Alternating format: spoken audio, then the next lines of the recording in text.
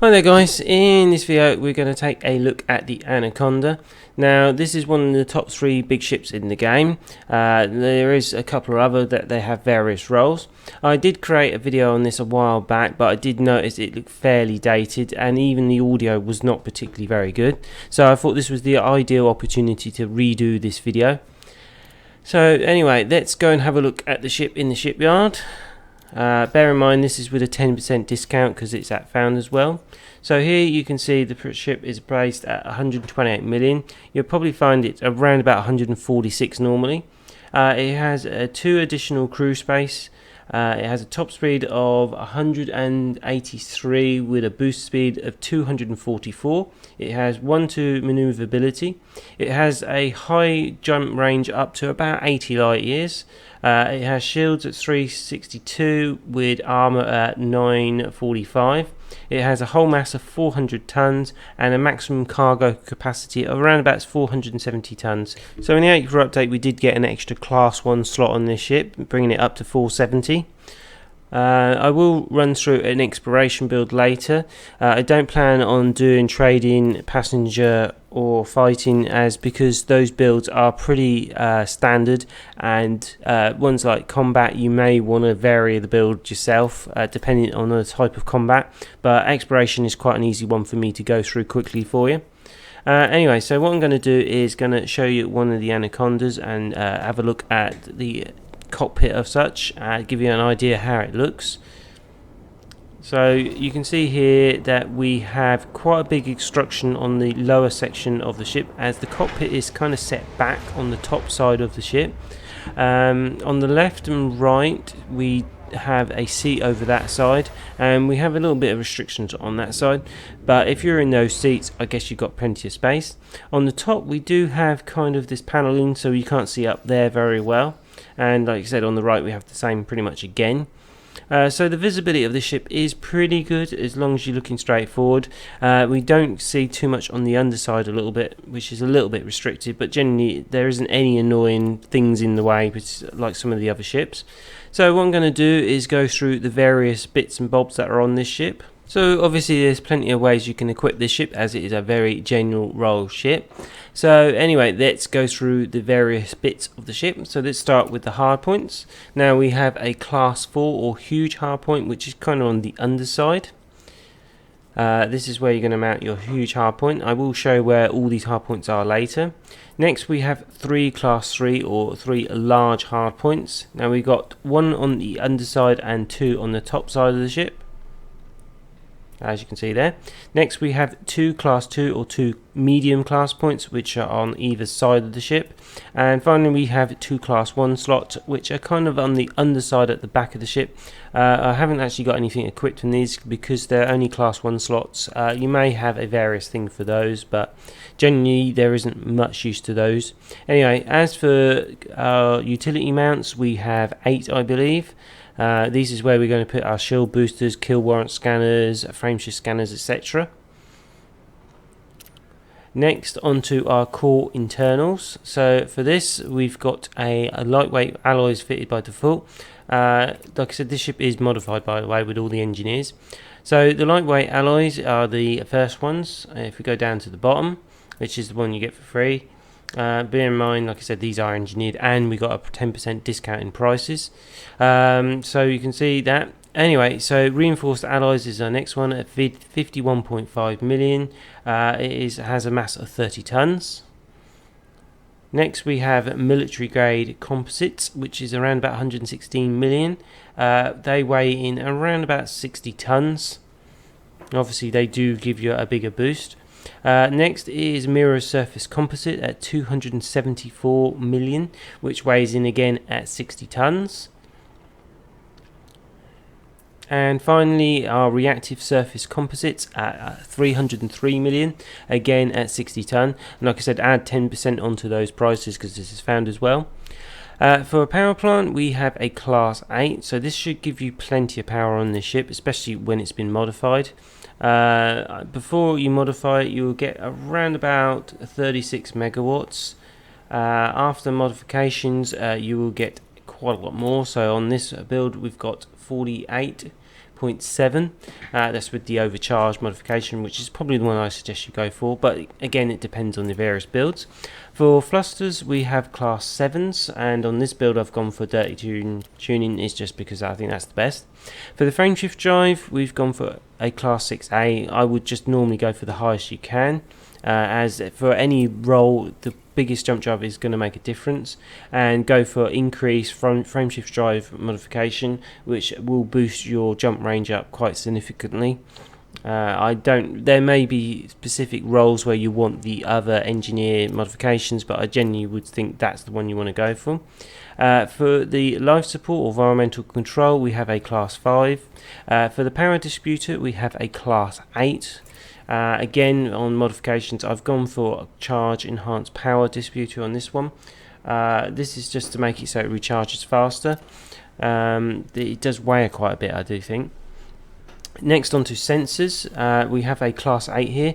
Now for this I highly suggest going for lightweight scanners, as the scanners are around about 160 tons by default, and if you do the modifications you can bring them down to like 30-40 tons, and in most sense that makes a good reason. There may be a reason you want the other modifications, but I highly suggest going for that. For the fuel tank I would go for the class 5 again, because there's not really much reason to reduce that down, and that's the biggest it will take. Anyway, so on to our internal compartments. So we start with a single class 7. Next we have 3 class 6s. Okay, so next we have 3 class 5 slots. These are, like I said, the normal class 5 slots, and there they are. After that we have a class 5 military. Now this is slightly different, as you can only fit certain things in this slot. Hull reinforcement, module reinforcement, or cell banks. So bear that in mind. Okay, so next we have 3 class 4 slots, as you can see here. Then we have a class 2 slot, and finally a single class 1. Now the class 1 slot was added in the April update, so what I'm just going to do here is move the docking computer down into the class 1 slot, as like I said that's more appropriate for that. So anyway, that's a run through of the various bits and bobs. What I'm just going to do now is to show you an exploration build. So in this section what I want to do is to run through an exploration build for you. This ship makes a very good exploration ship. Obviously it does cost quite a lot, but it can do it very well. Typically in an exploration build we don't need weapons. The main things we do need is long range, plenty of fuel, and a fuel scoop. So you can see here there is no weapons whatsoever fitted, as these generally just add mass to the ship and reduce your jump range. Next on to our utility mounts. Now we don't necessarily need to fit anything here particularly. There are a few suggestions to things you can fit in here. I fitted in a frameshift drive weight scanner because I just use it to scan near a station, but that you could take that off. Next on to our core internals. So here I highly suggest going for lightweight alloys, as the extra mass won't actually help anything. I have modified it in this example, but there's some of the things you will necessarily need to modify to get the decent jump range. Next onto our power plant. So here I've gone for a 3A, which is overneared to give more power. This is basically to get the mass down. As you can see it's only 2.5 tons, which is pretty small. As you can see it's been modified to boost that up to 17.6. You wouldn't get enough power with a 3A or so without modifications. You're gonna need to boost it up with oversize to get the power you need. Obviously the smaller you go the more jump range you're gonna get, as everything what eats into your mass is going to reduce your jump range. So for thrusters I've gone for 5D. You do have to put a minimum size in because the ship does have a certain weight to it and you won't be able to fit all the other stuff in. I have modified it with dirty drive tuning just to make it a little bit better. However, it's still not going to be that fast compared to some of the other ships. It just makes it a bit more tolerable. So next on to our frameshift drive. For this, go for class 6A. I don't see any reason not to put the biggest you can in, and if you're going to do it, modify it with the increased frameshift drive. I've also got the mass manager effect on this as well to just boost it as much as possible. So for the life support, go for 5D as it's the lightest weight you can get. Next onto our power distributor. Now this is something you can put in a lot smaller. You could go for a 1D, but this won't allow you to boost. I've gone for a 5D and modify it with high charge, and that allows you to actually boost, which is not something you necessarily need to do, but it allows you to do that, and I do find it quite useful now and then being able to boost. So you can see here it's actually getting it. I don't know exact numbers you need for the boost, but I think it must be around about 30. Now onto sensors, go for 8D, and highly suggest going for lightweight, as these are pretty heavy at 64 tons normally, and after modifications that does get it down quite a lot. For fuel tank, just go for 5C, as there is no reason putting in a smaller fuel tank in my eyes, just if you really want to get the very maximum jump drive. For the optional internals in the class 7 slot, I suggest going for fuel scoop.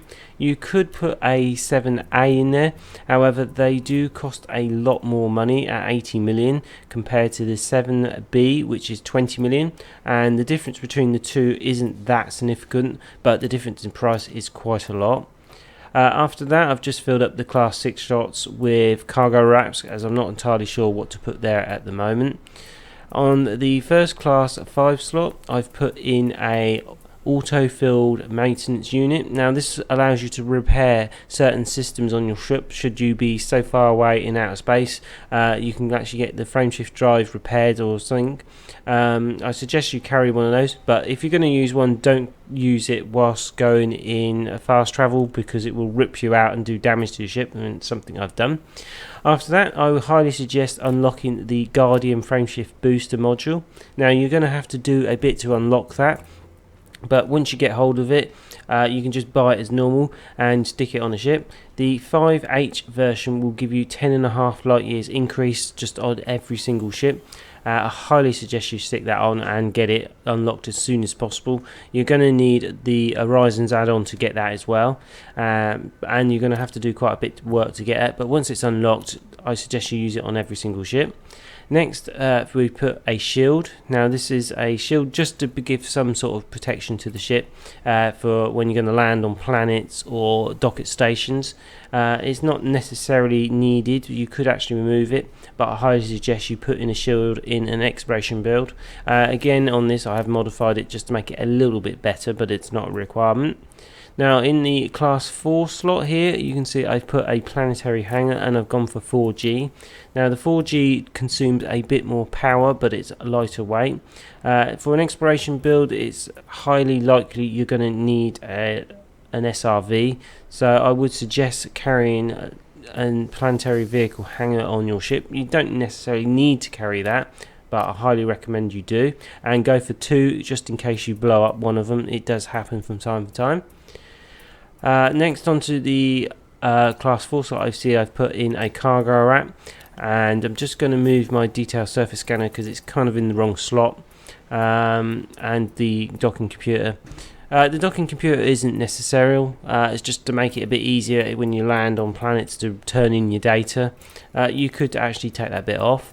The detail surface scanner is definitely required because you won't be able to scan the planets. I have modified that as well just to make it a bit better.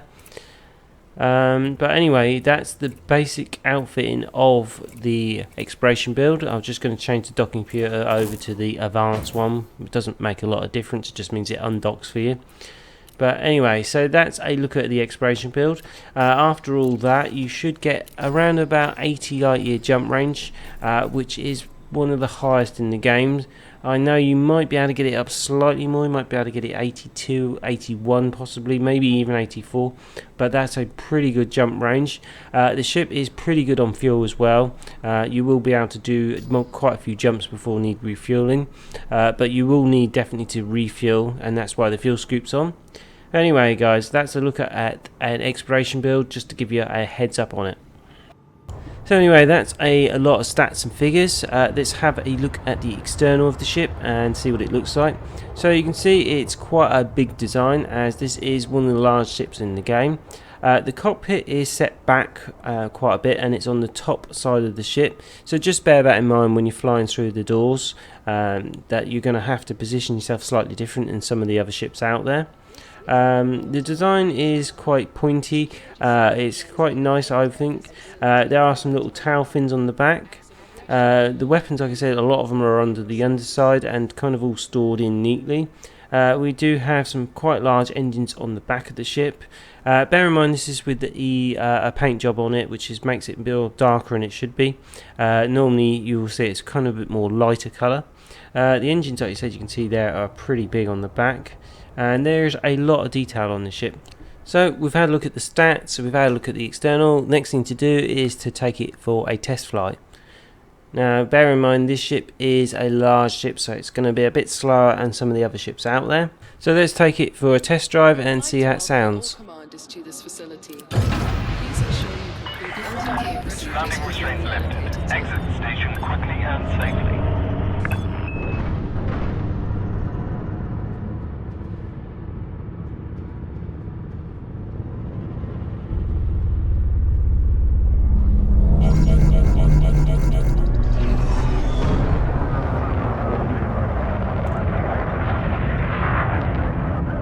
Okay, so the next thing I'm just going to do is to get away from the station and show you where all these hardpoints are. Sometimes on some of the ships it can be fairly confusing where they are. However, on the Anaconda things aren't too complicated, but I still want to show you where all the hardpoints are. Okay, so we're away from the station. I just wanted to get away so I didn't aggro or anything and end up getting shot down or anything.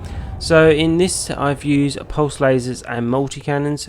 Typically these are what I would use in most builds, unless they're special circumstances for different weapons. So what I've done is fit pulse lasers into the 3 class 3 slots, as you can see here. 2 of those are on the top and 1 on the underside. I will show you exactly where they are later. As for the huge hardpoint, I've stuck a multi-cannon in there, and finally the 2 class 2 slots are on the side. I've stuck multi-cannons in there. Unfortunately I forgot to fit multi-cannons on the 2 class 1 slots. I will show you where those are, but typically the class 1 slots aren't that useful because they aren't particularly powerful. Anyway, so this is where the 3 class 3 slots are. As you can see, there's the 2 from the top and 1 on the underside. As for the multi-cannons, you can probably just about see the class 4 and the 2 class 2s on either side. So let's go through the ship and show you where the various hardpoints are. I'm going to run through them all and just to show you, but first I'll go through the 3 class 3 slots. So for those we have 2 of those on the top and 1 on the underside. Now I'm just going to move the ship around because it looks fairly dark at the moment, and to make it a bit more easier to see. So you can see there's the 2 class 3 slots that are on the top. So the 3rd class 3 slot is on the underside near the front, as you can just about see here, and that's where it is. So if we move around and we show you where the 2 class 2s are, so you can just about see them on the side there at the front. So if I actually fire it, you can actually see it spinning up.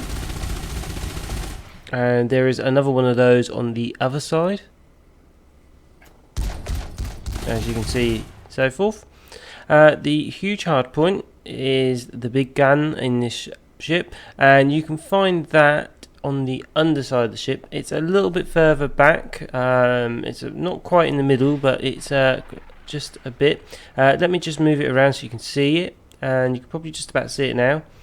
So that is where the huge hardpoint is. And finally the 2 small hardpoints, which I haven't got anything in, those are right at the back of the ship on the underside. So if I move a bit closer, you can just see them arrows. So there are 2 little hatches there, and that's where the 2 small hardpoints are. They are a bit of an unusual position for those. Anyway, that is where all the hardpoints are. So to summarise, the Anaconda is a very good multi-role ship. It's very capable of exploration, although it is quite expensive. For trading, it is up there, but it's not quite the best anymore. There are a couple of ships even better for trading, though when you're trading sometimes you want to have some weapons on board, and this ship is more than capable of defending itself. So for combat it definitely holds its own. It isn't quite the best in the game anymore, but it is very, very capable, and again, because it's multi-purpose ship, you can find it in various different roles for combat. The Anaconda is also a very good passenger ship if you need to do those type of missions. So I would say the only downsides to the Anaconda is its price. Obviously, be it 146 million is quite expensive, and then when you start adding all the various subsystems, you'll eat up a lot of money. It can be quite a big ship too, which can make it a bit more trickier to land, and obviously it can't land on outposts and such. Definitely though, once you get an Anaconda, it is a landmark in the game, and it allows you to do so many different roles in the game. I do often find that I get stuck in the Anaconda because it is just such a good ship on various different roles. Also, bear in mind that the Anaconda does not need any military rank. You can just buy it with enough money. So I think that pretty much well concludes the video. Sorry for being quite a long video, but I did want to go into detail. Hopefully this video is much better than my first attempt, which was done quite a long time ago. If you do notice some really old videos and you wish them to be updated, please let me know. I don't really want to go through all the ship videos because there are a lot of those, and generally most of those are still pretty much correct. It's only that in the April update we got the additional internal compartments. So as always, if you've got any thoughts, suggestions or comments, please leave them below in the comments. If you did like the video, please drop us a like and consider supporting the channel by subscribing to it. Anyway guys, I think that's it for this one. Take care and have fun out there.